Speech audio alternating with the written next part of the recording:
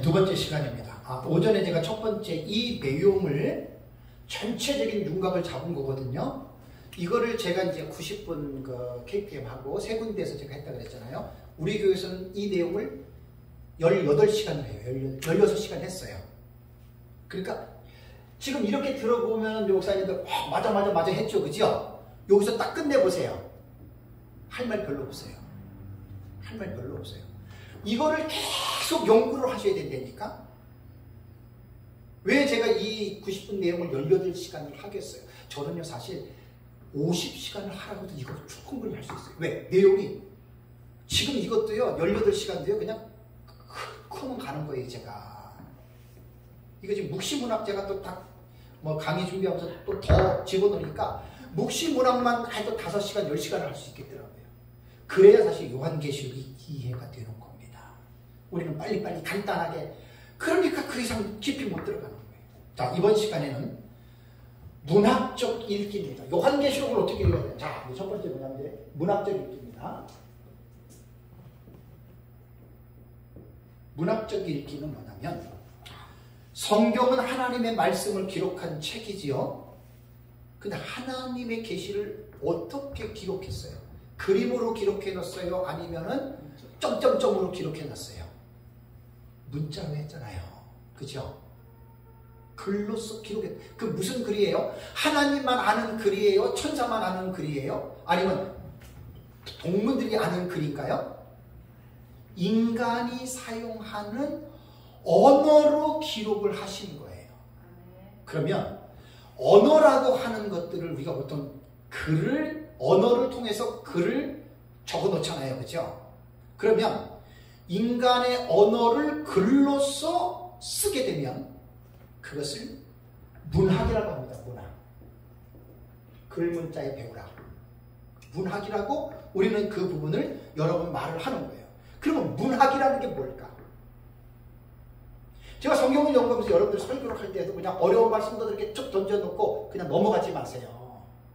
반드시 단어의 의미를 풀어주세요. 문학이 뭐지요? 우리는 대충 알고 있잖아요. 대충 알고 있는 사람은 대충으로 끝납니다. 항상. 반드시 사전을 들어가세요. 문학이라고 하는 그 일반적인 우리말 사전적 정의는 정서나 사상을 상상의 힘을 빌려서 문자로 나타낸 예술 및 그 작품을 여러분 문학이라고 이야기를 합니다. 그러면 문학에는 뭐가 있냐면 시가 있고 소설이 있고 시곡이 있고 수필, 다양한 여러분 이러한 평론까지 이러한 그 범위들이 있는 거예요. 그렇다면 이 여러 가지 어떤 이 문학적인 장르 속에서 그 글들을 읽을 때마다, 책을 볼 때마다 그 장르, 종류거든요. 종류. 이 글은 어떤 종류에 속한다라고 이렇게 보는 거예요. 그러면 간단하게 제가 5가지로 말씀을 드리면은 산문적인 형태가 있습니다. 산문시, 산문적인 형태. 요한계시록도 산문적인 형태입니다. 요한계시록의 글 내용으로, 장르로 볼 때는 산문적인 형태예요. 산문이라고 하는 말은 뭐냐면 글자의 수나 운율 따위의 제한 없이 자유롭게 보통 문장의 형식으로 쓰면은 그건 산문체라 그래요. 그러니까 소설이나 수필 같은 경우는 산문체 형식이 있고, 두 번째는 서사적 형태가 있습니다. 서사적. 그러니까 글을 딱 읽으면은 이거는 이런 형태구나라고 하는데, 서사적 형태라고 하는 말은 뭐냐면 역사적 사실이나 신화나 전설이나 영웅의 사적 따위를 쓴 글들은 서사적인 글이라고 이야기를 합니다. 이건 이제 가장 우리 기본적인 상식이에요. 세 번째는 뭐냐면 서정적인 글이 있습니다. 서정적. 서정적인 글이라고 하는 말은 서사시와 극시는 달라요. 서사시와 극시와는 달리 인간 개인의 자기의 감정이나 정서를 주관적으로 나타낸 글들은 서정적인 글이라고 합니다. 그러니까 서사시랑 완전 다르잖아요. 그죠? 다음에 네 번째는 뭐냐면 시적 형태의 글입니다. 시적 형태의 글. 그러니까 뭐 우리가 잠언, 전도서, 이런 것들이 다 어떻게 해요? 시적인 형태의 글이에요. 다음에 이제 다섯 번째는 뭐냐면 서간적인 형태가 있습니다. 서간적인 형태. 서간적인 형태는 뭐냐면 서신입니다. 서신. 그러니까 우리 신약 성경에는 사도행전 다음에 그 사도행전 역사 나오고 뭐가 나와요? 서신서가 나오잖아요. 서신서. 바울 서신, 베드로 서신, 유다 공동 서신 이렇게 나오죠. 그죠? 그러니까 그 내용 자체가 베드로 전서 후서를 읽어보면 서간적인 글이라는 말이에요. 다음에 여섯 번째는 뭐냐면 계시적인 형태를 담고 있는 글들이 있습니다. 그러면 요한계시록은 내용상으로 볼 때 크게 볼 때는 산문적인 형태의 큰 틀에서는 들어가지만 요한계시록의 내용을 볼 때에는 요한계시록은 뭘로 봐야 되냐면 묵시문학적인 형태로 봐야 됩니다. 조심해야 될 게 묵시문학 그러면 안 됩니다. 요한계시록은 묵시문학 그러면은 정확하게 표현한 것이 아니라 위험하게 표현한 거예요. 그 뒤에서 제가 여러분들에게 이제 말씀을 드리겠습니다. 자, 그러면 이제 신학 성경을 여러분들 우리가 요한계시록을 읽다 보면 너무 어렵지요? 진짜 어려워요. 성경의 기본적인 첫 시간에 말한 대로 기본적인 지식이 없는 사람들이 요한계시록을 읽으면 이게 뭐야 이거? 무슨 공상과학? 공상소설? 계시록 13장 1절과 2절을 보면 내가 보니 바다에서 한 짐승이 올라오는데 뿔이 10이고 머리가 7이고 그 뿔에는 10왕관이 있고 머리들에게는 신성모독하는 이름들이 있어요. 그리고 그 짐승을 가만히 봤더니 표범과 비슷하고 그런데 그 발은 곰의 발 같고 그런데 그 입은 사자 입 같은데 용이 자기의 능력과 보좌와 큰 권세를 그 짐승에게 주었다. 이게 계시록 13장 1절과 2절의 내용이에요. 그럼 요한계시록 13장 1절과 2절을 읽은 사람이 딱 읽으면 이거는 10뿔은 먹어 10왕관은 먹어 뭐 곰 같은 이거 금방 그것을 알아낼 수 있을까요? 못 알아내요. 이게 도대체 뭔 말이야 이거. 그죠? 그래서 이제 가끔 가다가 여러분들이 인터넷에 들어가다 보면 요한계시록이나 다니엘서에 관계된 그 사파 그림들이 있어요. 그림들. 완전 괴물이죠. 괴물. 그렇게 그려놓은 거예요. 요한계시록은 묵시문학적인 형태, 그 내용이 묵시문학적인 장르이기 때문에 그래도 묵시문학이 뭐냐를 모르고 다니엘과 요한계시록 공부한다? 그러니까 넌센스예요. 순서가 바뀐 거예요. 지금 우리 거꾸로 공부하는 거예요. 거꾸로. 저는 그나마 다행이라고 생각합니다. 이렇게들 가르치세요. 배운 대로. 그러면 최고입니다. 어느 누가 들어도 목사님 정말 설교 잘하고 참 강의 이런 말을 들을 수 있습니다. 근데 이런 거 없이 종말론 가르치지 마세요. 그럼 다 그 사람 그게 그거 그게 그거고 그냥 그렇게 되는 거예요. 그렇다면 계시문학, 이 묵시문학이라고 하는 뜻은 뭐냐? 이거는요, 하나님과 연관된, 이거 사실 묵시문학이라고 하는 거는 꼭 유대교나 기독교에만 있는 게 아니에요.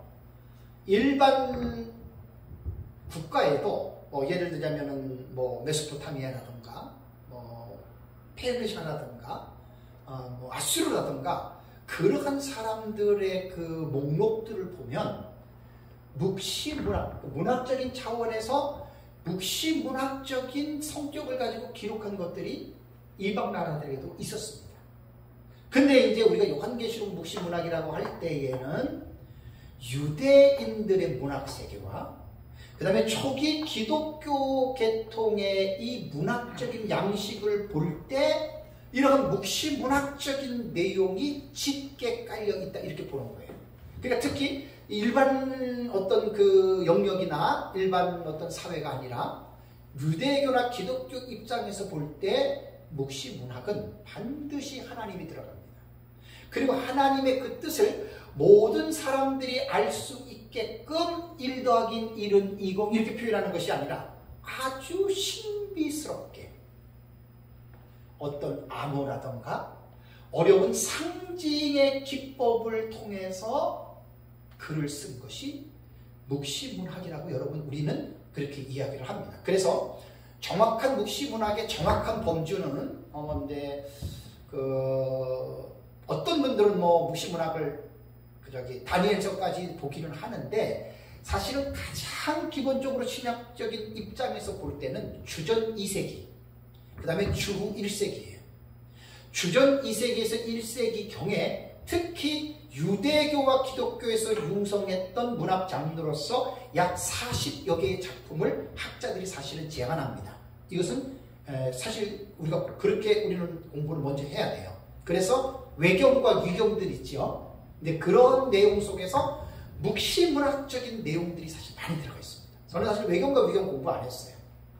그 시간이 얼마나 많이 들어가 있어요. 근데 이제 학자들이 정리해놓은 책만 제가 조금만 보는 뿐이지 제가 개인적으로 연구를 안 했기 때문에 그냥 그거 보면은 이제 그런 식으로 나옵니다. 그러니까 이 다수의 이 묵시문학의 내용은 뭐냐면 앞으로 일어날 미래에 대한 그러한 일들을 기술을 했는데 결론은 패턴은 이런 거예요. 앞으로 미래에 악은 망한다. 누구에게? 기독교 같은 경우는 메시아에 의해서 망한다. 이렇게 되는 거예요. 결론적으로 말하면. 그 다음에 이제 메시아의 나라, 하나님의 나라가 이제는 영원히 설 것이다.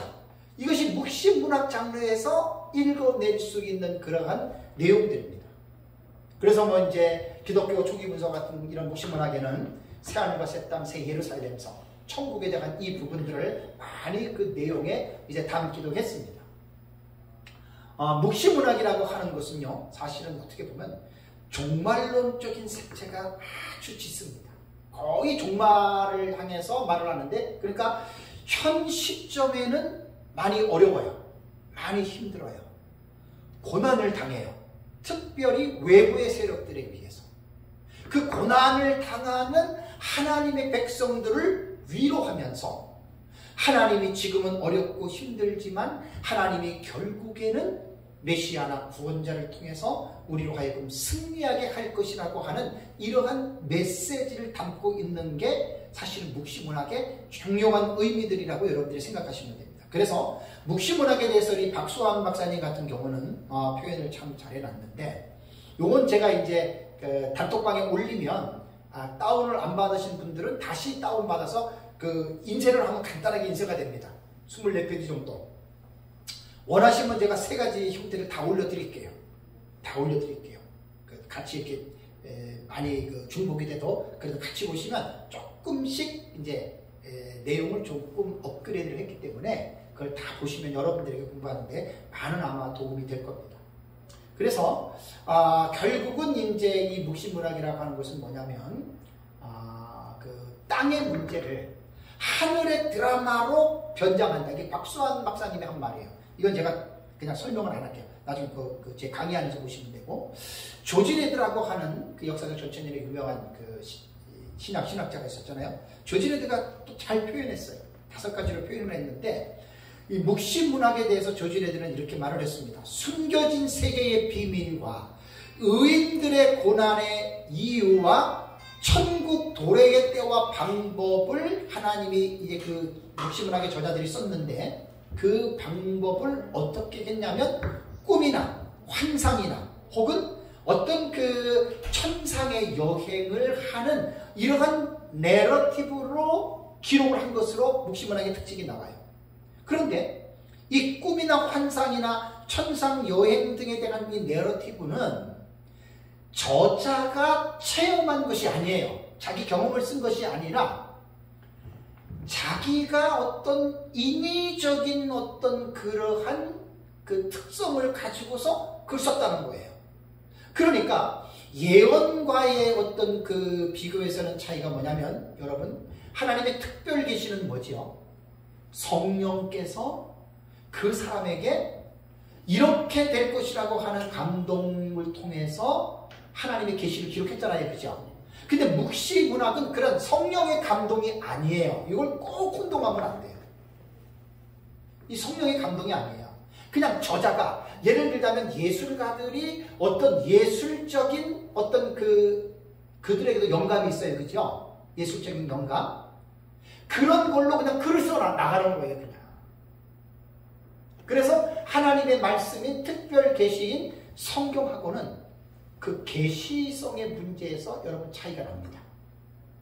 그러니까 자기가 어떤 경험했던 그런 것도 아니고 자기 나름대로 어떤 상상이나 이런 걸 통해서 이제 그렇게 자국민들을 위로하기 위해서 이제 이렇게 쓰는 거죠. 그런데 또 하나 묵시문학의 특징이 뭐냐면 가명성을 써요. 그러니까 자기 이름을 안 써. 제가 썼으면 장기용, 제가 책에 장기용 썼잖아요. 그죠? 장기용을 안 쓰고 누구로 쓰냐면 모세, 아브라함, 다윗. 그러면 어때요? 저는 무명인이지만 모세, 아브라함과 다윗은 이스라엘이나 기독교 안에서는 대단히 유명한 사람이죠. 그러니까 묵시문학에는 어떤 자기의 이름을 실명을 기입하지 않고 가명을 쓴다는 거예요. 그리고 또 하나 저희들은 뭐라고 얘기를 했냐면 이 과거의 역사를 예언의 형태로 다시 재현하는 유사 예언성이 있다라고 하는 말입니다. 그러다 보니까 과격한 상징이 들어가요. 이건 지금 요한계시록 말하는 게 아니에요. 다니엘서를 말하는 게 아니에요. 일반 묵시 문학에서 나타나는 특징들이 이렇다는 이야기입니다. 그래서 제가 왜 요한계시록은 묵시문학이다라고 말을 안 하고 묵시문학적이라고 표현을 했죠. 그죠? 이건 상당히 의미가 있는 거예요. 여러분, 대한민국이 기독교 국가입니까? 대한민국이? 아니죠. 대한민국 기독교 국가가 아니에요. 우리 그리스도인들이 볼 때는 대한민국이 기독교 국가다. 이러면 전쟁이 일어납니다. 비종교인, 기독교가 아닌 다른 종교를 가진 사람은 전쟁이 일어나. 이렇게 말하면 안 돼요. 기독교인들이 막 그럴 때 우리는 기독교적인 국가를 우리는 만들어내야 돼요. 이게 참 넘어가기도 너무나 중요한 개념인데. 그래서 복음은 발전하잖아요. 네, 그러니까 어쨌든 기독교적인 국가라고 얘기해요. 그러니까 요한계시록도 묵시문학 그러면 안 돼요. 묵시문학적 요거 들어가야 돼요. 이러한 장르로 요한계시록 기록했다. 그래서 요한계시록이 독자들에게 무척이나 어렵게 느껴지는 이유가 바로 이러한 계시문학의 이러한 특성을 가지고 기록했기 때문에 어렵습니다. 그래서 묵시라고 하는 이 아포칼립시스라고 하는 이 단어는 폭로하다, 계시하다, 드러내다, 베일을 벗기다라고 이렇게 정의할 수가 있는 내용입니다. 그래서 묵시문학이 아닌 이유는 저자가 분명히 사도 요한이고 그 다음에 요한계시록은 성령의 감동으로 기록된 하나님의 계시입니다. 이것이 묵시문학과의 차이라고 하는 것을 여러분들이 꼭 이제 기억을 해야 됩니다. 자, 그러면 이제 묵시문학적으로서의 요한계시록, 이게 이제 본론이에요. 요한계시록을 묵시문학적으로 읽어야 할 필요성. 내용이라고도 보면 됩니다. 내용. 여기에서 시간이 많이 걸려요. 저는 1시간도 할 수 있고 10시간도 할 수 있어요. 근데 여러분, 1시간을 듣는 것하고 10시간을 한다는 말은 뭐냐면 요한계시록 1장부터 22장을 싹 터치하는 거예요. 무슨 말인지 아시겠죠? 제 강의는 항상 이런 스타일. 그래서 시간이 많이 걸려요. 지루하게 생각하는 사람이 물론 없겠지만 지루하게 생각하면 깊이 못 들어가요.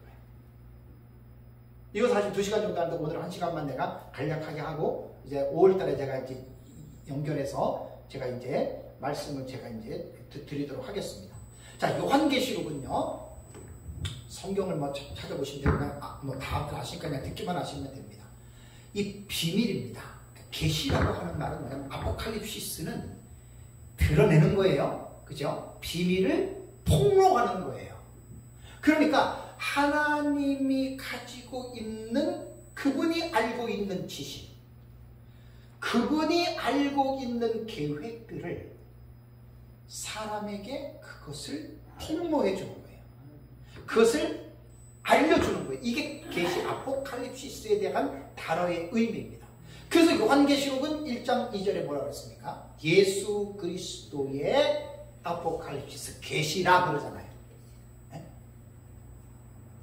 그러니까 예수 그리스도께서 요한에게 가르쳐 주지 않았으면 요한계시록에 있는 사건은 아무도 몰라요. 알 수가 없어요. 기도 많이 한다고 아는 그런 게 아니에요. 그래서 요한계시록은 이렇게 됐고, 그 다음에 뭐 1장 2절에도 보면은 속히 될 일 그랬죠. 그죠? 1장 19절에는 장차 될 일 그랬죠. 그것을 하나님께서 아포칼립시스, 그것을 하나님이 드러내 보이는 거예요. 그것을 인간에게, 요한에게 폭로해 주는 거예요. 폭로. 반모섬에서 이 사도 요한이 이 예수 그리스도의 계시를 받지 않았다면 우리는 어떻게 저 사실을 알겠어요? 그죠? 모르는 거예요. 그래서 이 요한계시록은, 그래서 이제 1장 1절에도 나오듯이 묵시문학이라고 하는 것은 단어 자체 내에서도 이렇게 해서 장차된 일을 하나님이 베일을 벗겨주는 거예요. 신비합니다. 신비. 자, 그러면 요한계시록에 묵시문학적으로 읽어야 할 내용들이 있는데, 자, 먼저 숫자를 먼저 보겠습니다. 이것도 참 찾아보니까 엄청 내용이 많아요. 정말 너무 중요해요. 그냥 적당히 건성으로 배운 사람은 그냥 건성으로 가는데, 자세하게 배우면 하루 종일 해도 이거 숫자 다 못합니다. 왜? 다 찾아봐야 되잖아요. 1이라고 하는 숫자가 나오죠. 1. 그죠? 근데 다 제가 뭐 내 머리에서 나온 거 아니에요. 다들 제 책에 보면은 전부 다 내가 어디에서 누구 봤다가 다 제가 다 갔다가 제가 전부 다 그 저기 주석 답니다. 제가. 그거 가지고 여러분들에게 간단하게 말씀드립니다. 1이라고 하는 숫자를 어떤 사람은 세 가지 파트로 얘기를 했는데, 8장 1절에 어떤 내용이 나와요? 반시 동안 고요해지죠. 그죠? 반시라고 하는 말은 뭐냐면, 1시간을 반으로 얘기하면 2분의 1시간이라고 얘기하죠. 그러면 1이라고 하는 숫자가 들어간 거예요. 이 말은 뭐냐면, 요한계시록 1, 2, 3, 4, 5, 6, 7, 8, 90 나와요. 그 다음에 14만 4천 뭐 많이 12만 쭉 나오죠. 그죠? 이런 것들이 묵시문학적으로서의 숫자에 담겨 있는 상징적인 의미가 있다는 거예요. 이해되시죠? 그러니까 요한계시록은 마구잡이로 해석을 할 수가 없는 거예요. 원래 성경은 다 그런 거예요.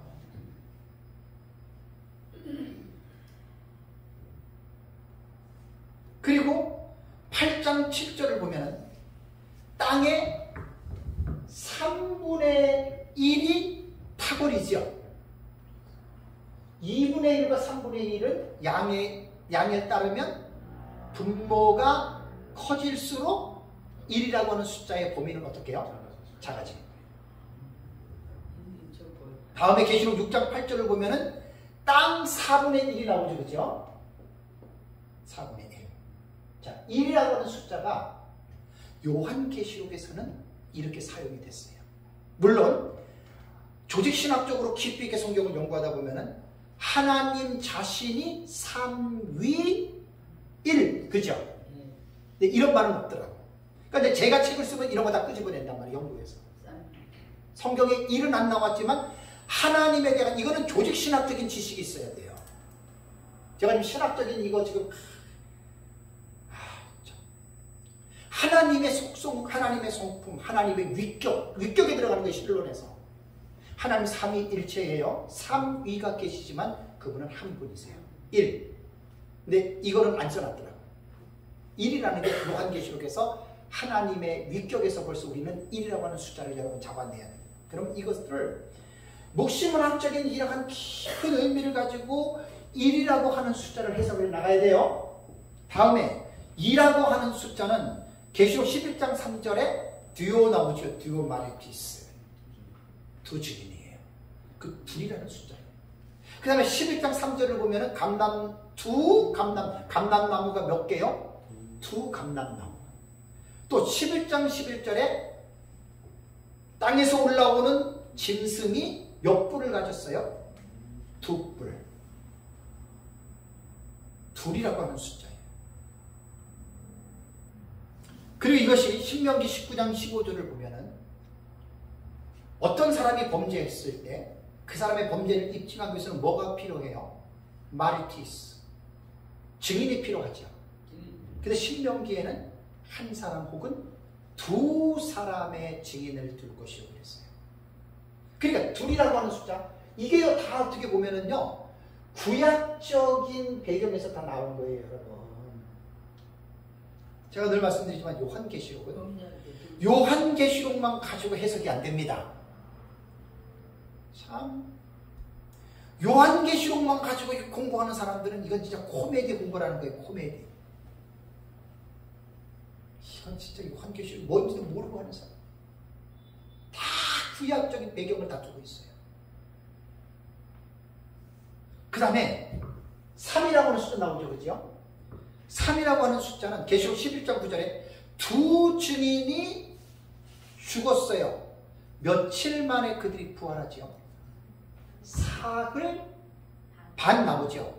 3일 나오잖아요. 3일 하고 또 반 나오죠, 그죠? 3일 반.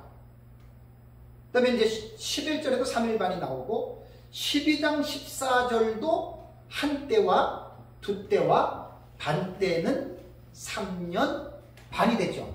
그래서 3이라고 하는 숫자가 나오는 거예요. 제가 지금 여러분들에게 대략적인 윤곽만 말씀을 드리는 거예요. 그럼 만약에 예를 들어서 숫자가 이렇게 있으면 있습니다. 뚝 제가 넘어갔다고 생각해 보세요. 여러분들 빨리 끝나면 좋은 것 같죠?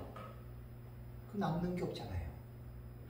이렇게 하나 각인을 시켜줘야 여러분 그게 남는 거예요. 내가 목사님들 강의를 지금 12년째 해봐서 알아요. 빨리 끝내는 거, 간략하게 요약해서 하는 거 되게들 좋아하시잖아요. 그거 좋아하지 마세요. 그거 절대 그런 거 좋아하지 마세요. 저는 다른 건 몰라도 강의와 설교에는 나는 욕심이 많은 사람이에요. 절대 양보 안 해요. 왜 그런 줄 아세요? 진리를 보다 폭넓게 이해를 하려면 그렇게 공부하셔야 돼요. 이거 그냥 숫자가 1, 2, 3, 4, 1, 2, 3, 4, 이러면 남는 게 없다니까요, 여러분들. 이렇게 하나하나 여러분들이 봐야 여러분들의 마음속에 새겨지는 거예요. 설명은 못하잖아요, 이거 설명하면 오늘 하루 종일해도 못해요. 4라고 하는 숫자는요, 계시록 4장 6절과 5장 8절에 하나님 보좌 앞에 생물이, 몇 생물이 나오죠?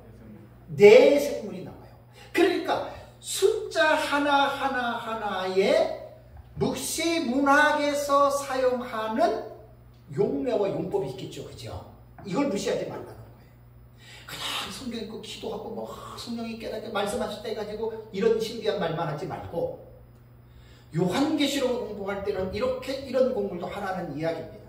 그 다음에 7장 1절을 보면은 땅에 4 모퉁이가 나오죠, 그죠? 동서남북 사방에. 이게 4라고 하는 숫자입니다. 5라고 하는 숫자는요, 계시록 9장 5절에 황충화가 몇 개월 동안 제한된 화죠? 5개월 5달. 이거를 문자로 봐야 되느냐, 상징으로 봐야 되느냐. 요한계시록이 여러분 얼마나 복잡한지 몰라요. 그래서 천의 얼굴이라고 하는 게 천의 얼굴. 전천년이라고 다 똑같고 무천년이라고 다 똑같지 않아요. 다음에 6은 뭐죠? 6은 대체적으로 나는 사실 이게 숫자에 대해서 공부를 많이 안 했어요. 반드시 공부해야 돼요.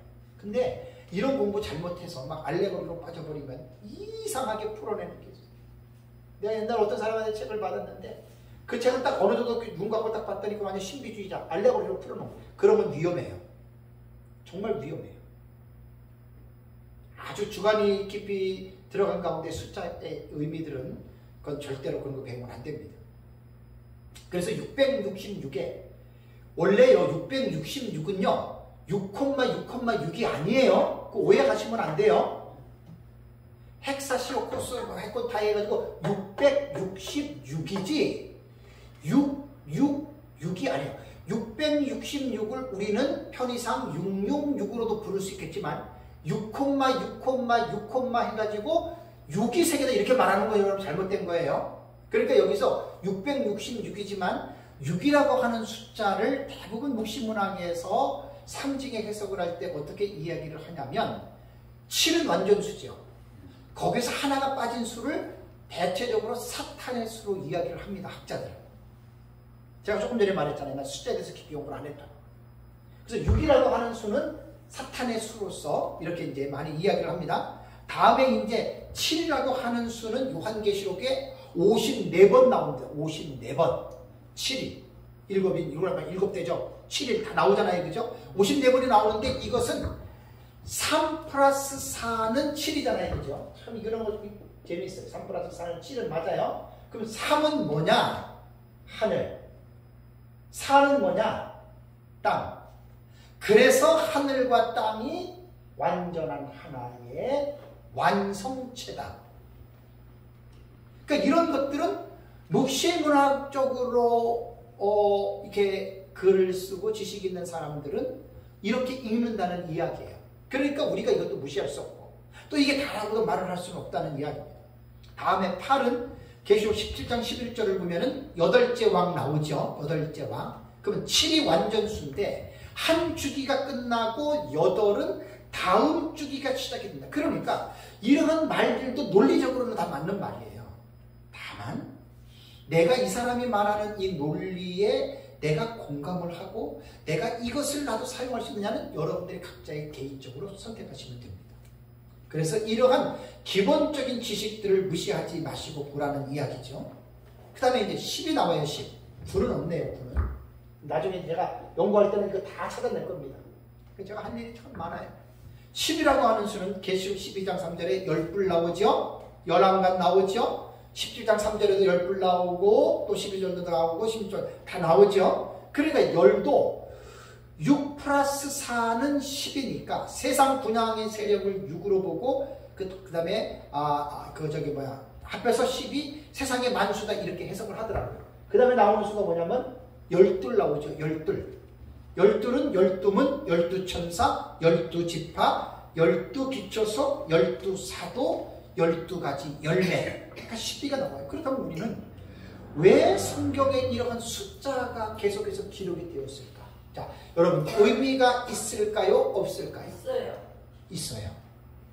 조심해야 될 게 숫자가 문자 그대로의 숫자도 있고 문자 그대로의 수가 아닌 상징의 숫자도 있겠죠. 그죠? 이거를 결국은 잘 구분할 수 있어요. 중요한 거는. 이거를 구분할 수 있어요. 다음에 이제 12의 배수 24가 나오죠. 그죠? 24 보자. 24 장로 나오죠. 그죠? 네. 그러니까 이 24가 나오고 다음에 42이 나오죠. 그죠? 42. 42는 뭐죠? 42달 나오죠? 그 다음에 12장 6절에 1261도 달로 하면 42달이에요.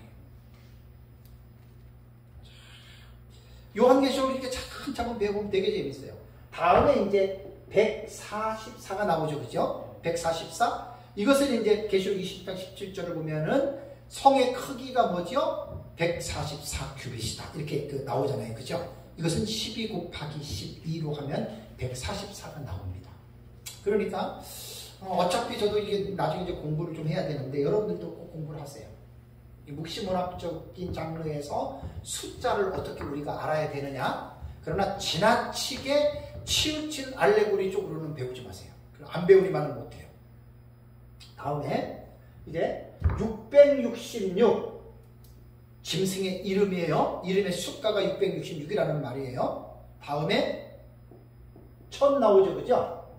천년 왕국 나옵니다. 다음에 1261 달로 하면은 이거 3년 6개월인데 날수로 1261이 나오고 다음에 1600 나오죠. 그죠? 1600은 계시록 14장 20절에 12,000 스타디온이라고 하는 얘기입니다. 그러니까 이 12,000 스타디온은 아마 4 곱하기 4 곱하기 100은 1600이 나오거든요.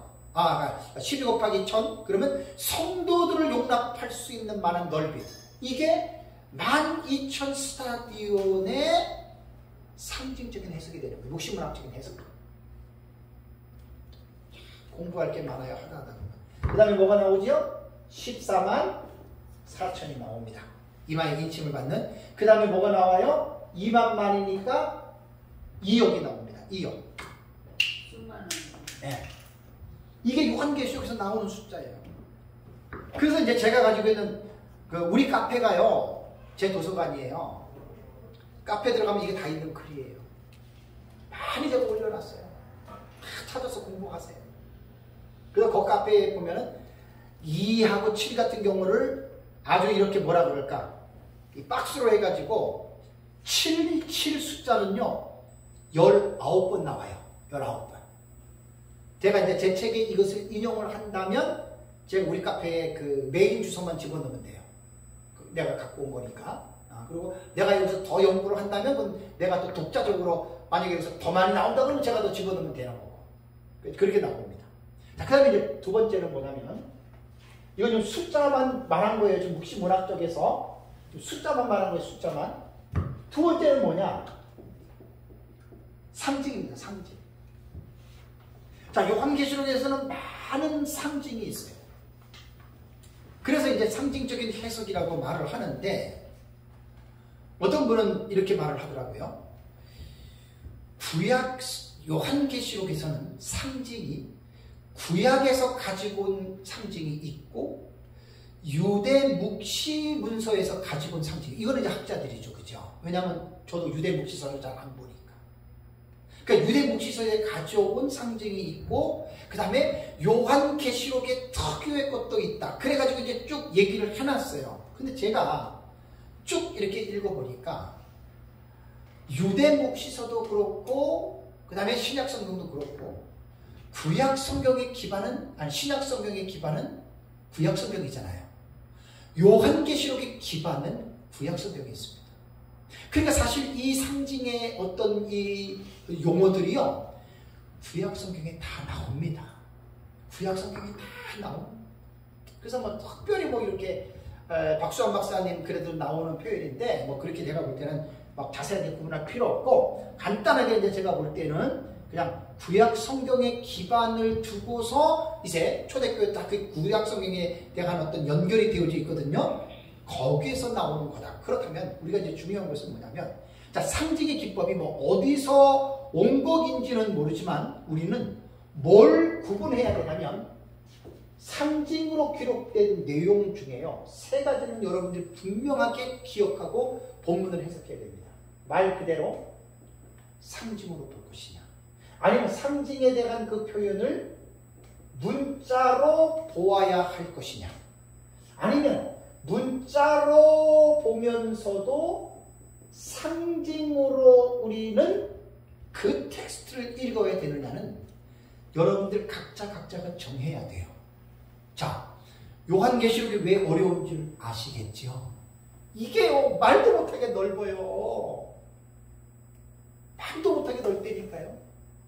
그러니까 우리는 이런 기본적인 지식이 없다 보니까 그냥 이건 이거고 그냥 저 사람한테 배운 것만 가지고 앵무새처럼 얘기를 하니까 마치 그게 다인 것처럼 착각들 하고 있는 거예요, 공부를 하는 사람들. 그리고 나와 다른 사람을 만나면 나와 다르니까 좀 인격이라도 성격이라도 좋고 믿음이라도 좋은 모르는데 잘못 삐뚤어진 사람들 많거든요. 신학자들도 그렇고. 싸움박질하는 거예요. 싸움박질. 자기랑 다르다고 틀리다고 말하는 거. 그 사람이 문제가 있는 거예요. 그 사람이. 그래서 제가 지금 하는 이 강의나 제 책을 보면은 거의 무장해제가 된다고 나는 100% 믿어요. 아, 이게 요한계시록이 이렇게 광범위한지는 아마 꿈에도 생각 못했을 거예요. 모르는 사람들은.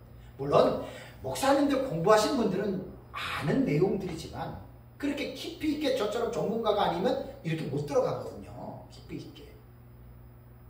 그래서 제가 이제 어느 순간에 깨달은 게 있어요. 몇 년 전부터. 저는 사실 목회를 32년을 해도 목회에 집중하지 않는 지가 12년이 됐어요. 12년이. 저는 성경 연구하고 가르치는 데 대신 집중한 게 내 사명이고 내 사역이 돼버린 거예요. 그렇다면 제 사명은 뭐냐? 나 혼자만 알고 끝날 것 같으면 제가 뭐하러 이 일을 하겠어요? 제 사명이 뭐냐면 말씀을 가르치는 목회자들을 섬기는 게 제 사명이에요. 여러분들이 증인이세요. 여기서 9년을 제가 했잖아요. 제가 9년을 하면서 여러분들한테 내가 강의비 달라 그랬어요? 제가 강의하고 사례비 달라 그랬나요? 달라냈잖아요. 언제 달라고 했어요? 우리 김산일 목사님. 절대로 저는 강입이나 살입이 달라는 말 안 했어요. 또 안 받았고. 여러분들이 증인이잖아요. 그러니까 뭐냐면 예수님이 제자들에게 뭐라 그랬어요? 거저 받았으니? 네. 나도 거저 배운 거 아니에요. 이게 성경을 거저 줘야지. 이게 사실 제 사명이에요. 저 이것 때문에 사는 거예요. 솔직한 얘기. 하나님이 증인이십니다. 나는 최대한 대로 사는 날까지 보니까 건강이 제일 중요한 것 같더라고요. 작년 재작년에 책 쓰고 상당히 좀 힘들었는데 계속 그 기도합니다. 건강에 내가 강의도 하는 거예요. 건강에. 이게 제 사명이니까. 그래서 이제 중요한 건 요한계시록에서 이거 해서 잘 하셔야 돼요. 이거 상징의 해석. 다 보면 거의 묵신문학적인 상징으로 기록됐잖아요. 이거를 어떻게 보느냐는 각 사람이 이제 결정을 하시죠. 그럼 이것만 한다고 요한계시록 다 되는 게 아니라 말도 못하게 넓잖아요. 단락의 해석, 사건 해석 있잖아요. 그렇죠? 그렇다면 제가 이거는 이제 어제 제가 밤에 쫙 정리했어요. 왜냐하면 저는 요한계시록을 사실 다 외우지는 못해도 눈 감으면 훤히 다 나와요. 그러니까 다 나오기 때문에 그냥 이거는 내가 좀 정리를 해야 되겠다 싶어서 제가 어제 좀 저녁 시간에 간단하게 제가 좀 정리를 했습니다. 여러분들 그냥 듣고만 끝나시면 돼요. 그리고 이제는 유튜브에 제 강의가 올라가니까 또 다음에 이게 책이 나오니까 그때는 뭐 걱정 안 하셔도 돼요. 자, 그러니까 잘 듣기만 하시면 돼요. 이 뼈대만 잊어버리지 않으면 돼요. 자, 상징으로 보여야 할 사건이 있습니다. 뭐냐면 일곱 별, 일곱 촛대, 계시록 1장 20절 나오죠. 이건 상징으로 봐야 돼요. 일곱 별, 일곱 촛대. 일곱 촛대는 교회지요? 예, 뒤에 해놨잖아요. 이거는 상징으로 봐야 됩니다. 뒤에 해석된 그대로. 다음에 두 번째는 뭐냐면 첫째인, 둘째인, 셋째인, 넷째인 있죠. 6장 1절과 8절에 나오는 내용은 이거는 상징으로 봐야 됩니다. 근데 문제가 뭐냐? 질문했습니다. 나는 문자로 보는데요. 여러분, 그거는 각자가 보는 대로 보세요. 무슨 말인지 아시겠죠? 왜? 똑같을 수 없다니까요. 그래서 제가 강의할 때 질문을 받으면 강의 못합니다. 그래서 어딜 가든지 나는 강의할 때 질문 안 받습니다. 최소한 강의를 듣는 사람들의 입장은 강사를 초청했으면 뭐 나랑 어떤 맞짱 뜨자 그러려고 초청하는 경우도 있어요. 토론회고 강의를 초청했을 때에는 자기 것도 있지만 초청한 강사가 어떻게 보느냐에 대해 그걸 알아보려고 초청한 거예요. 그죠? 들을 때마다 질문 있습니다. 질문 있습니다. 그 강의가 되겠어요? 안 되겠어요? 안 되지. 그건 그렇게 하는 사람들은 예의가 없는 사람들이 예의가. 그래서 질문은 끝에 하시는 거예요. 제가 보는 관점이에요. 그래서 말씀을 드리는 거예요. 다음에 금양로를 땅에 쏟는 거 있죠? 상징으로 봐야 돼요. 근데 상징의 해석에서 꼭 기억해야 될 것이 있어요.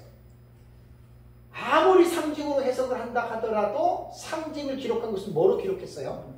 문자로 기록했죠. 이 문자적 의미는 절대 무시하면 안 돼요. 그죠?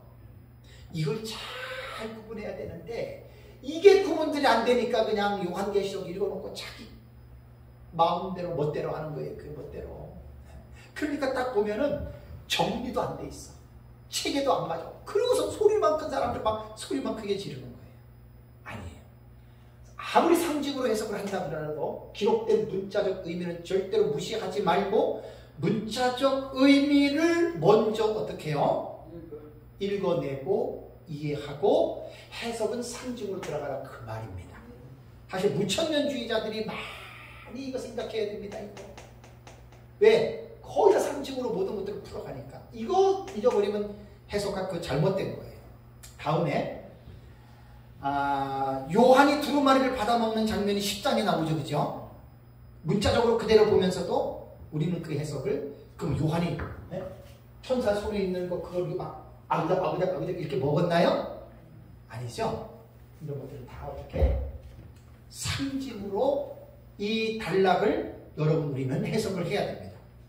다음에 두 증인이 계시록 11장 3절에 나오잖아요. 그죠? 우리는 이것은 문자로 해석 안 합니다. 두 증인은 두 사람이긴 하지만 우리는 뒤에 나오는 대로 문자와 더불어 상징으로 우리는 해석을 한다는 거. 이쪽으로 해당이 되는데 뒤에도 다시 또 말씀을 드립니다. 이렇게 보시면 되고, 다음에 해로 옷 입은 여자와 여자의 남은 자손을 붉은 용이 받게 하지요. 그죠? 이거 문자적으로 읽어놓고 상징으로 해석해야 됩니다. 다음에 바다에서 올라오는 짐승의 모습과 땅에서 올라오는 짐승의 모습이 있어요. 그것을 묘사한 것이 있어요. 상징으로 봐야 됩니다. 그냥 인터넷에서 나오는 괴물로 그려놓으면 안 돼요. 적그리스도 그렇게 괴물처럼 생긴 인물이 아니에요. 그렇게 봐야 되고, 다음에 예리한 낫을 가지고 천사가 추수하지요. 계시록 14장 14절에서 16절. 상징으로 봐야 됩니다. 지구 멸망을 상징적 기법으로 그것을 녹시문학적으로 썼다 이렇게 보면 되고, 또 땅에 익은 포도송이의 추수도 마찬가지고, 계시록 17장 1절과 4절에 큰 음녀 나오지요. 큰 음녀에 대한 것도 우리가 상징으로 봐야 되고, 다음에 음녀가 탄 7머리와 10뿔 있죠. 17장 7절. 이거 다 상징으로 봐야 됩니다. 왜 제가 이것을 여러분들에게 일일이 말씀을 드렸냐면, 요한계시록에 들어가서 이것은 단락의 해석과 연관되는 문제의 단락의 해석. 단락을 해석할 때는 그냥 무작정 해석하는 게 아니라 문자로 봐야 되느냐, 상징으로 봐야 되느냐, 이 사건이 과거에 일어났느냐, 현재에 일어났느냐, 미래에 일어났느냐, 아니면 상징으로 일어났느냐, 이것을 다 봐야 되고, 그 문장을 해석할 때에 주경신학적으로 그 단어와 그 다음에 구문론 해석과 전체적인 것 주경신학적으로 봐야 되고, 그 다음에 조직신학적으로도 그 중요한 테마들을 볼 수 있어야 되고, 역사신학적으로도 봐야 되고, 실천신학적으로도 봐야 돼요. 요한계시록을 이렇게 연구하는 사람들 봤어요, 여러분? 주경신학자들은 이렇게 한단 말입니다. 주경신학자들은. 그러면 우리도 목사님들이 설교를 주경신학적으로 설교를 해야 되잖아요. 이거 흉내 내셔야 돼요. 저 목사로서 흉내 내고 있는 거예요. 이거 흉내 내셔야 돼요. 항상 이러한 질문을 가지고 요한계시록 본문을 들어가서 씨름하세요. 그래서 제 책은 부족하지만 그런 것들이 담겨져 있는 거예요.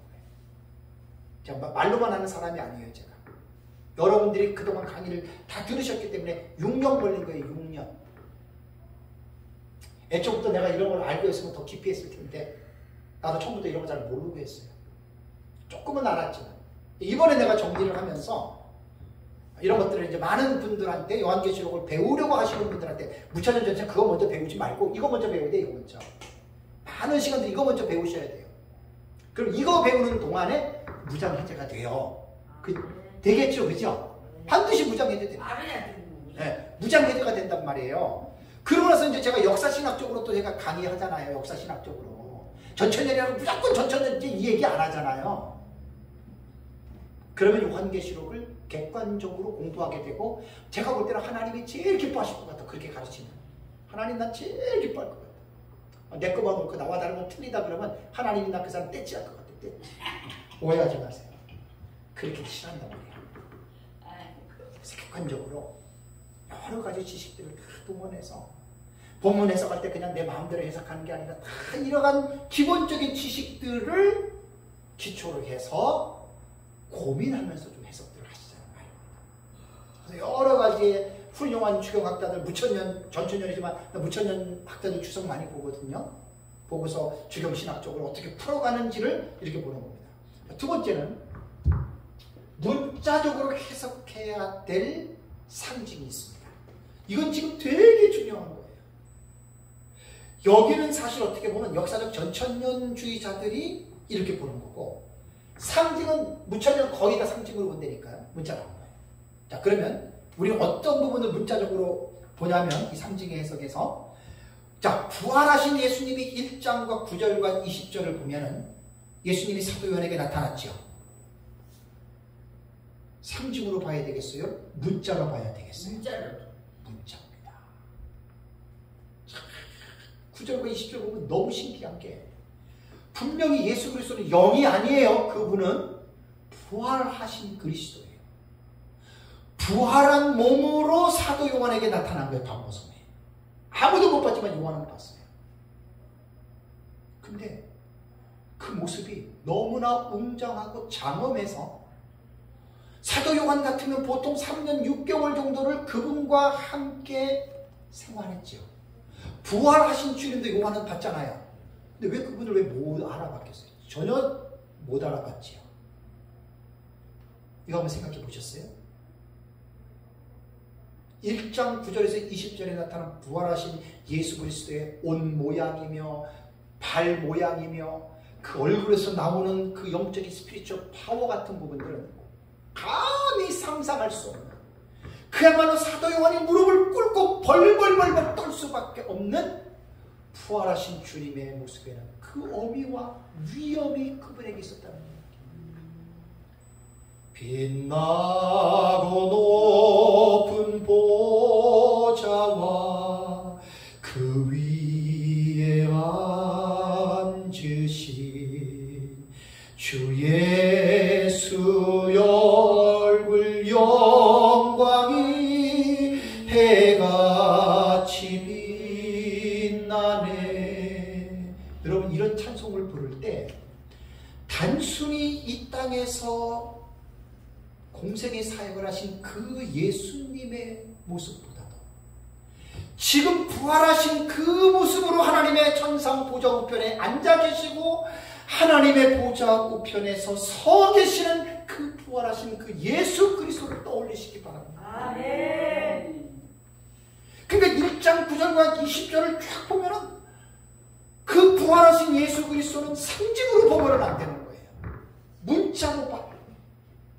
너무나 깊고 너무나 오묘해서 인간의 생각으로는 감히 그분의 모습을 감을 잡을 수도 없어요.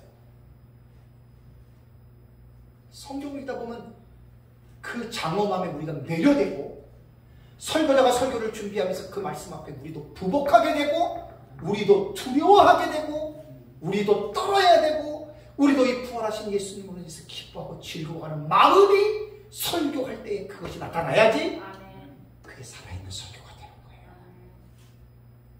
설교자가 강대상에서 그냥 카더라 뭐 이렇다더라 얘기하면 감동이 없잖아요.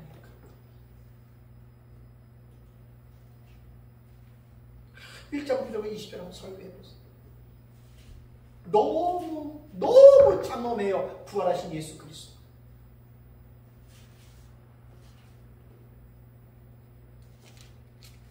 그분이 그 모습으로 재림하시는 거예요.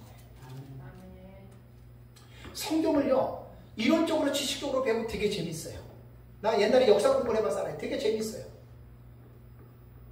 인터레스팅, 흥미로 공부하는 거 아니에요, 성경은.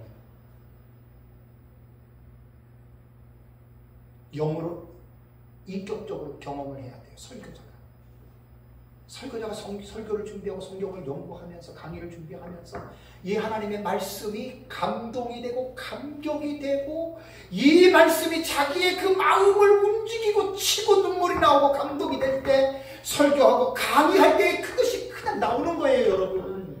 그러니까 그 설교하고 강의를 듣는 사람이 감동이 있고 변화가 되는 거예요. 설교자는 강대상에서 성경에 관하여 말을 하는 것이 아니라 성경에 대해서 말을 할 때는 이론과 지식이 아니라 그 말씀 속에 있는 영적인 의미를 체험적으로 나타날 때 그 설교자의 인격과 설교자의 신앙과 설교자의 입에서 나오는 그 말을 통해서 하나님의 성령이 나타나셔서 역사하시는 거예요. 지금까지 32년 동안 목회를 하면서 제일 저에게 두렵고 떨리는 게 이거예요. 오늘도 아침에 잠을 좀 더 자려고 했는데 4시 한 50분쯤에 오줌 마려서 일어났어요. 더 자야 되는데 1, 20분 뒤척지대 가면서 봤지, 오늘 내가 강의하는 날이지. 늘 하는 기도. 성령님 나타나신 것밖에 없어요. 성령이 나타나지 않으면 제가 뭔 말을 하겠어요? 그걸 내가 여기에서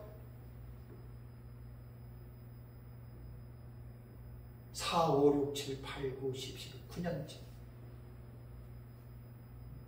우리 집에서 걸어 나와가지고 행신역에서 지하철 타고 저는 오기까지 그 기도하는 거예요. 하나님, 성령 32년을 제가 목회를 하면서 성도가 막 부족을 떠나서 내 마음속에 확신 그거였어. 강의를 이렇게 하면 얼마 못해요. 근데 가끔 이런 것도 필요해요. 사실 가끔 이런 것도 필요해요. 왜냐하면 설교자의 본질을 다루는 문제이기 때문에. 또 제가 없는 말 거짓말하는 사람이 아니에요. 32년 동안 부족하지만 항상 이 원리에서 중심에서 좀 벗어난 적이 없어요. 몇 명 있고 그게 중요한 게 아니에요.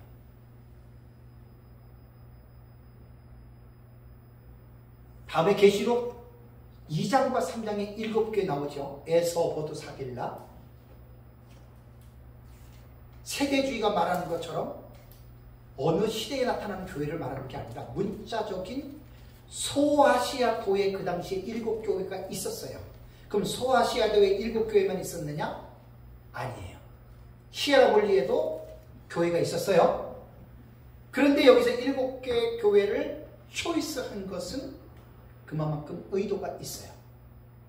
문자적으로 7교회 봐야 되고, 계시록 4장과 5장 어떻게 생각하세요? 이리로 올라오라 봤더니 하나님의 보좌에 성부 하나님이 앉아있고, 네 생물이 있고, 24보좌가 있고, 24장로가 있고, 7영이 있고. 여러분 어떻게 보세요? 상징일 것 같아요? 문자지요. 신구약 66권에서 하나님의 성전, 하나님의 보좌 앞을 그렇게 구체적으로 리얼하게 묘사한 성경이 있습니까? 에스겔에도 좀 나오고 뭐 이사야서에도 뭐 하나님의 뭐 6수룹 이런 게 나오기는 하지만 요한계시록 4장과 5장만큼 하나님의 천상의 성전을 이렇게 리얼리티하게 묘사한 성경이 있습니까? 없습니다. 그래서 4장과 5장은 문자로 읽어야 돼요. 그래 역사적 전천년의 종말론이 나는 왜 좋냐면 우리는 성경의 해석을 칼빈의 성경의 해석법을 이어받아 문자적 해석을 중요시 한다는 것, 이게 키포인트예요. 그 다음에 세대주의자들처럼 모든 것을 다 문자주의로 하면 그런 땡이에요. 왜? 묵시문학은 성격이 달라요. 무천년주의자들은 묵시문학이라고 하는 미명 아래 문자를 싹 죽여버렸어요. 하하, 이건 대단한 실수입니다. 너 저한테 돌 던져도 상관없어요. 그래서 우리는 문자적 해석을 중시하면서도 상징의 해석을 병행하는데, 아까 말씀드렸잖아요. 우리도 상징 해석 많이 해요. 그러니까 제대로들 알고 배우시라고. 전천년에서 무조건 전천년 하지 마시고, 전천년만큼 복잡한 신학책이 어디 있어요? 아무것도 모르는 사람 전천년 배우려 그러면 거의 60~70%는 포기합니다. 전천년 못 배웁니다. 너무 광범위해서 절대로 못 배웁니다. 틀린 말 아닙니다. 그러니까 제가 가르치는 내용 책 속에는 다 객관적인 것들이 들어가 있고, 내가 배운 저것만 옳다는 말은 절대로 아니에요. 저것만큼 민목사님한테 배운 만큼 저것만큼 튼튼한 기초와 신학적인 어떤 정리가 된 거 있으면 한번 말해보라 그러세요. 거의 말하기 힘들어요. 거의 말하기 힘들어요. 신학자들도 어떤 사람들은 영어를 잘하니까 그냥 수백 개 책 하다가 막 짜집게 해놨는데 아마 본인도 무슨 말을 하는지 모를 거예요. 제가 볼 때는 그렇게 보여요. 무시하는 게 아니죠. 막 이것저것 갖다가 막 책은 집어넣어놨는데 뭔 말을 하는지 아마 본인도 모를 정도로 해놓은 그런 사람들이 있기는 해요. 무시하는 것도 아니에요. 그러니까 제가 볼 때 그렇게 봤기 때문에. 자, 다음에 이제 5째하고 6째는 기억나시나요? 황충하하고 6번째 지구 멸망하는 거. 여러분 그 문자로 봐야 됩니다. 다음에 둘째와 6번째 나팔 있죠? 유브라데 전쟁. 그 여러분 문자로 봐야 됩니다. 아, 나는 문자를 안 보는데, 그럼 안 보시면 돼요. 자꾸만 태클 보고 싸우자고 하지 마세요. 그런 사람이 제일 골치 아픈 사람이고 제일 아주 까칠한 사람이에요. 왜? 성경 해석법이 한두 가지입니까? 이것저것 오전에 말한 거 전부 다 조합해서 하면 수백 수천 가지 나올 거 아니에요. 그죠? 근데 뭐 잘났다고 지 것만 못하고 그러냔 말이에요. 여러분 절대 그런 말 하지 마세요. 저도 그런 말 안 해요. 이제 그런 말 하는 게 잘못된 거예요. 그 사람 아무리 오라도. 그냥 유브라데 전쟁을 상징으로 그렇게 보시면 돼요. 나는 문자로 본단 말이에요. 그러니까 자꾸만 태클 걸고 발 걸고 싸우자는 거잖아요. 그럼 그 사람이 깡패 기질을 갖고 있기 때문에 정신적인 세계가 깡패 기질이 있어. 웃지 마세요. 신학자들도 많아요. 목회자들도 많아요. 제대로 이렇게 성경 깊이도 모르고 나랑 안 맞는다고 이렇게 하는 거, 그걸 하지 말자는 거예요. 제 말은 이단과 사이비가 아닌 이상에는. 두 증인의 사역기간 11장 3절에 1260일이죠. 우리 그 문자로 봅니다. 저는 문자로 봅니다. 그 다음에 하늘에서 일어나는 미가엘과 용의 전쟁이 있죠. 12장 7절에서 12절. 이거 문자로 봅니다. 영적인 전쟁. 대단히 중요한 거죠. 그 다음에 바다에서 올라오는 짐승의 사역기간과 성도의 박해 기간이 나오죠. 42달, 93년간. 우리 그대로 문자로 보고요. 14만 4천의 시온산에 있는 모습 14장 1절과 5절. 우리 이거 문자로 봅니다. 그 다음에 불이 섞인 유리바닷가도 15장 2절과 4절. 우리 이거 문자로 봅니다. 그 다음에 일곱 대접 재앙 16장 있죠. 우리 이거 문자로 봅니다. 16장 잘 보세요. 첫째 대접부터 일곱 번째 대접 보세요. 와, 끔찍하지 않아요? 끔찍하죠. 다 문자로 봐요. 그 다음에 큰 성 바벨론 멸망 18장 있죠? 우리 그 문자로 봐요. 그러니까 여섯째인과 일곱째인이 지구 멸망이죠. 그죠? 그 다음에 요한계시록에는요, 지구 멸망의 계시가 5번 나와요. 5번.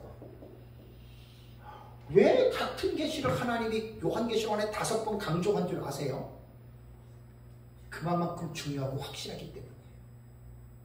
여섯째인 일곱 번째 대접, 그 다음에 금양로를 땅에 쏟는 거, 그 다음에 익은 포도송이 짓밟는 거, 그 다음에 계시록 18장 5군데가 나와요. 세상 심판이. 근데 18장은 뭐냐면 여섯째인에서 보면 지구가 세 갈래로 갈라지죠. 그러니까 내핵과 외핵 속에 있는 6,000도가 넘는 마그마가 다 완전히 지구를 불바다로 태워버려요. 그 태워버리는 가운데의 계시록 18장은 지구가 완전히 아비그로한의 장소가 돼가지고 막 불에 타 죽고 막 뜨겁고 막 난리를 치잖아요. 계시록 18장은 그 지구가 멸망하는 장면을 특정한 어떤 몇 가지의 부분을 클로즈업 시킨 거예요. 클로즈업. 땅의 왕들과 상인들과 행운업에 종사하는 자들을 클로즈업 시켜가지고 몇 가지의 상황만 담아낸 것이 계시록 18장 큰성 바벨론 멸망입니다. 이해되시죠? 전체로 다 노선할 수 없어요. 어떻게 지구 전체가 불바다니 어떻게 다 이 세상에 책이라도 다 못 쓸 정도로 말도 못하게 동식론부터 생각해가지고 얼마나 많은 전체가 파괴가 되잖아요. 그래서 우리는 문자적으로 18장도 봅니다. 다음에 어린 양의 혼인잔치에 대한 예고 19장 1절과 10절도 그 다 문자로 봐야 돼요. 다음에 예수님의 재림과 아마겟돈 심판 19장 11절에서 21절 우리 문자적으로 봅니다. 참 기가 막힌. 장차 예수님 재림에서 아마겟돈에서 그 심판하는, 그 다음에 한 큰 천사가 태양 안에서 큰 잔치에 초청하는 메시지를 들어보세요. 와서 큰 잔치에 참석해서 배를 불리라. 제 책을 읽어보세요. 잔치의 대초청자가 누군지 아십니까? 새들이에요. 새들. 새들이 먹는 잔치 음식이 뭔 줄 아세요? 사람을 잡아먹는 거. 이게 예수님 재림에서 아마겟돈 심판하고 나타나는 그 잔치의 향연의 모습이 있거든요. 끔찍하지 않아요? 요한계시록을 어떻게 보느냐에 따라서요, 완전히 달라져요. 과거주의, 역사주의, 이상주의자들은요, 사건에 대해서 관심 가질 필요가 없어요. 다 이루어졌고, 이건 그 개개인의 이런 사건이 아니고, 정말 여러분 너무너무 안타까워요. 근데 저는 너무나 감사한 게, 제가 배웠고 제가 연구하면서 제가 세운 이 신학의 체계는 너무너무 난 감사하겠습니다. 한쪽으로 치우친 것도 아니고 전체적인 성경을 제가 해석을 요한계시록으로 해석했기 때문에 가능한 거예요. 그러니까 지금 책 쓰는 거는 다 부분적인 거 끄집어내서 쓰는 거예요. 끄집어내서. 그러니까 전체가 정리가 안 되면 부분을 끄집어내는 건 힘들어요. 다음에 예수님의 제자가 아마겟돈 신만 그러고 천년왕국 20장 1절 6절 있죠. 문자입니다. 절대 문자입니다. 그러면 무천년주의자들은 또 이제 태클을 걸어요. 이게 어떻게 문자냐, 상징이지. 그럼 제가 그럴 때 여러분 가만히 있지 마세요. 초대교회 교부들 기억나세요? 좀 사람이 무식하면 좀 인격이라도 훌륭하면 괜찮아요. 자, 사도 요한이 요한계시록 썼어요. 근데 천년왕국에 대해서 전천년 부천 얘기를 안 했어요. 사도 요한의 제자가 폴리카파고 파피아스가 있어요. 폴리갑의 제자가 이레네우스예요. 이레네우스의 제자가 히폴리투스예요. 파피아스 동시대 사람이 순교자 저스틴이에요. 이런 거는 딱딱 알고 있어야 돼요. 강의할 때 설거지 딱 나와야 돼요. 그래야지 힘이 있어요. 학교에서 제가 지금 더 외운 거예요. 이레네와 동시대 사람이 뭐냐면 터툴리아누스. 데르툴리아누스라고도 해요. 터툴리아누스. 히폴리투스와 동시대에서 약간 떨어진 사람이 뭐냐면 락틴티우스예요. 이 사람들이 1세기에서 4세기까지 교부들이거든요. 다 훌륭한 교부들이에요. 이 사람들이 요한계시록 19장과 20장의 관계를 예수님 재림에서 아마겟돈 심판하고 이 세상에서 천년왕국이 문자적으로 그대로 이루어진다라고 해석한 원조들이 이 교부들이라는 말이에요.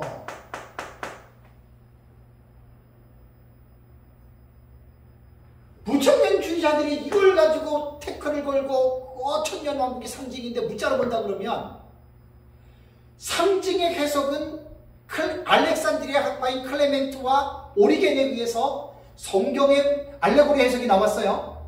그 다음에 오리겐의 다음에 티코니우스라고 하는 학자가 그 사상을 물려받았어요. 티코니우스 다음에 사상을 물려받은 사람이 어거스틴이에요. 알레고리 해석이 뭔지는 아세요? 기가 막힌, 정말 너무너무 기가 막힌 그런 해석법을 갖다가 어거스틴이 그 해석법을 갖다가 무천년설을 만든 거라고요. 5세기 때. 그래서 조지 레드 박사는 뭐라고 얘기를 하냐면 역사적 전천년의 문자적 해석은 초대 교부들 때 있었던 것이고 무천년의 상징적인 해석은 5세기에 어거스틴에 의해서 이루어졌는데 아주 레드 박사가 아주 좀 시원한 말을 했어요.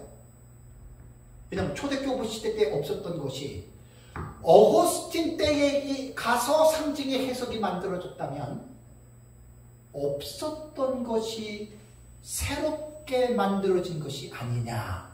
레드 박사가 그 말에 제 책에 다 있어요. 제 책에. 이 말이 왜 내가 인용한 줄 아세요? 역사적 전천년의 자부심을 가지세요. 자부심을. 그러니까 싸울 때도 논쟁할 때도 소리만 크다고 이기는 게 아니에요. 무식한 사람이에요. 지식을 내세요. 지식을 가지고 그 사람한테 얘기를 하세요. 그럼 그 사람의 지성이라면 꼬리를 내립니다. 심각한 인격장애라면 소리를 지르고 화를 내겠지만. 그 다음에 고가 마곡의 심판, 부활과 최후의 심판, 거룩한 성 세계를 살려서 우리는 다 문자로 봅니다. 다음에 문자적으로 보면서도 상징으로 보는 것 있죠. 여기는 사실 아까 제가 말한 두증인 같은 거 그런 경우하고 그 다음에 조금 전에 말한 그 새 예루살렘성 있잖아요. 그죠? 이것도 문자적으로 해석하면서 그 안에 상징의 의미 우리 무시하면 안 됩니다. 그래서 사실은 여러분 지금 이게 요한계시록 해석이 쉽겠어요? 어렵겠어요? 진짜 너무 어려운 거예요. 진짜 너무 어려워. 이러한 지식을 기반으로 해서 요한계시록들을 공부하자는 거예요. 제가 강조하는 것은 여러분 그렇습니다. 오늘은 여기까지만 해야 되겠네요. 다음 시간에 이제 묵시문학 다니엘서를 한번 제가 들어갑니다. 다니엘서 제대로 배우세요. 맨날 사건만 가지고 이거 아이고. 저도 거꾸로 지금 배우지만 어쩔 수 없어요. 제가 이제 다시 그렇게 가르치는 거. 그러니까 이러한 분명한 신학적이고 기본적인 지식들을, 해석학적인 지식들을 가지고 그 기본적인 내용들을 충분히 워밍업을 하세요. 충분히 가르치시고 충분히 가르치기 전에 여러분들이 먼저 이해를 하셔야 되는 거예요. 내가 먼저 이해를 한 다음에 이러한 지식이 기초가 되어서 뭐 하라고요? 가르치세요. 이렇게 요한계시록의 다니엘서. 근데 우리는, 저도 그렇고 어떻게 습관이 됐냐면 이런 기본적인 지식을 배우지 않고 그냥 곧바로 본문으로 해석하는데, 우리는 그렇게 배운 사람들이 모두가 다, 저도. 그러니까 우리가 지금 그렇게 이런 지식을 이렇게 따지는 게 습관이 됐어요? 안 됐어요? 안 됐어요. 안 됐어요. 그래서 제가 이걸 갖다 계속 하는 거예요. 지금 나는 어디서 혹시라도 저에 대해서 요한계시록 종말론에서 강의해 주시옵소서 하면 어딜 가든지 5분을 하든 10분을 하든 1시간을 하든 10시간을 하든 이거 합니다. 저는 반드시 이거 합니다. 왜? 이게 가장 기초적인 지식이에요. 이거 알고 무천년 전천년 공부들 하시라는 얘기예요. 제 얘기는. 이거 없이 무조건 흰말이 뭐고 붉은 말이 뭐고 14만 4천이 뭐고 이렇게 되면 싸움꾼으로만 만들어가는 거예요. 싸움꾼으로만. 제 말 잘 들어보면 틀리지 않죠? 다시 가르치세요. 다시 가르치세요. 교회에서. 요한계시록 본문 14만 4천 이게 중요한 게 아니고 요한계시록을 우리가 어떻게 읽어야 하느냐를 자꾸만 성도들에게 가르쳐주세요. 제가 어떤 데 가서 강의할 때 어떤 젊은 목사님이 90분 강의 딱 듣고 목사님 맞아요. 정말 맞아요. 우리가 이렇게 알고 해야 되는데 몰랐다는 거지. 거의 다 모르죠. 이거. 특별하게 공부하지 않는 이상 몰라요. 이거. 오해하지 마세요. 저는 결코 제가 잘났다고 자랑하는 게 아니에요. 저도 나중에 보니까 거꾸로 온 거냐. 저 거꾸로. 그죠? 이렇게부터 사실 계시록을 시작했어야 돼요. 이렇게. 근데 처음 할 땐 난 이거 모르겠거든. 그냥. 이렇게 가르치면 논리성이 있고 합리적인 지식이기 때문에 어느 누구도 거절 안 합니다. 목사님 진짜 그렇네요. 그러니 내가 아무리 봐도 요한계시록 100번 1000번 읽어도 몰랐잖아요. 아이고 목사님 감사합니다. 말이 나오겠어요? 안 나오겠어요?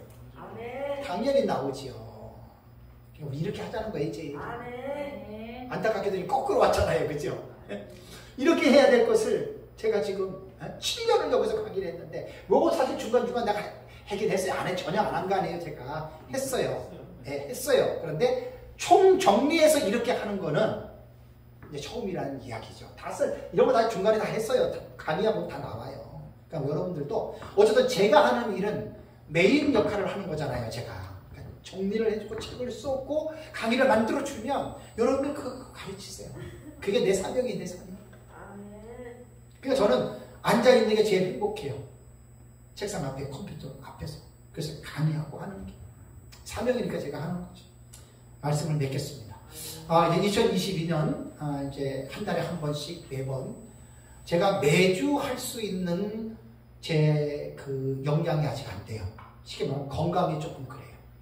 건강도 안 되고 또 이제는 전에하고 또 다르게 막 앉아가지고 집중적으로 연구를 못해요. 사실 한 달에 한 번 정도 강의하는 거는 제가 이제 여기서 계속 했기 때문에 이 부분은 계속해서 제가 이루어 나갈 것이고 또 외부에서 강의가 들어오면 또 제가 가서 그것도 내 사명이니까 해야 되고 우리 이정국 목사님 경기 북부지회 거기 지금 잘하고 계십니다. 지금 1년이 넘었네요. 벌써 잘하고 계시는데 사실 그런데도 제가 몇 번은 제가 가야 돼요. 이정국 목사님 잘하시지만 제가 가는 거는 윤곽을 해주는 거예요. 윤곽. 전체적인 윤곽을 자꾸만 들으셔요. 왜냐하면 제가 여기서 7년 동안 한 것을 전 지금 못해요. 그렇게 할 만한 역량이 안 돼요. 시간도 안 되고. 그러니까 여러분들이 배워서 자꾸만 가르치셔요. 우리 그 정수도 목사님 회장님이신데 이거 이제 이번에 제가 배우는 거 있잖아요. 요거 잘 숙지하셔가지고 가르치세요. 정 목사님. 이거 목사님들한테 가르치면은 이겁니다. 이거. 진짜 이겁니다. 목사님한테 이거 그대로 하면. 꼭 가르치셔야 돼요. 이거. 그러니까 무천년 전천년 싸우지 마세요. 그러니까 저는 결론은 이겁니다. 무천년으로 가르치든 전천년으로 가르치든 자유입니다. 절대로 속박하거나 강제하지 마세요. 피자가 똑같은 거예요. 제가 부탁드리는 거는 뭐냐면 무천년으로 가르치더라도 제발 이러한 지식을 갖고 무천년 하라는 거예요. 제 얘기는. 전천년도 이러한 지식을 가지고 전천년 하라는 거예요. 세대들도 이러한 지식을 갖고 하라는 거예요. 그러면 목사님들이 이런 공부를 깊이 하다 보잖아요. 아마 상당수가 잘못된 것들을 많이 발견해낼 겁니다. 많이 발견해냅니다. 그러니까 이런 것 없이 무조건 카더라 배웠기 때문에 본인도 잘 모르고 그냥 소리 지르는 거예요. 그래서 어쨌든 이제 우리가 마지막 때에 가장 중요한 건 두 증인입니다. 두 증인. 마지막 때 사역자의 사명이 있어요. 이걸 꼭 눈을 뜨셔야 되고 그것 때문에 우리가 사는 거예요. 성도 많고 적고가 중요한 게 아니고 예수님의 재림이 언제인지 모르지만 주님의 재림을 잘 여러분들 우리는 준비하는 사람들이 되어야 됩니다. 그래서 우리가 여러분들 그렇게 기억하시고 또 우리에게 주신 하나님의 은혜가 헛되지 아니하도록 저도 여러분들도 그렇고 잘 감당하고 또 우리 새생명교회에서 지금 이렇게 또 7년째 우리가 지금 이제 사역을 하는데 참 감사하지요. 우리 정 목사님 여기 재계약이 언제라 그랬어요? 확실하게 모르겠습니다. 확실히 모르죠. 보통 5월 달쯤 했잖아요, 그죠? 네, 여러분들 기도해 주셔서 어려운 가운데서도 우리 새생명교회가 잘 견뎌낼 수 있도록. 그래서 사실 우리가 여기서 또 강의하잖아요, 서울에서. 그렇게 기도해 주시고 그렇게 해서 다 같이 하고 우리 합심일도 다 같이 하고 그냥 다 같이 마치겠습니다. 우리 전부 다.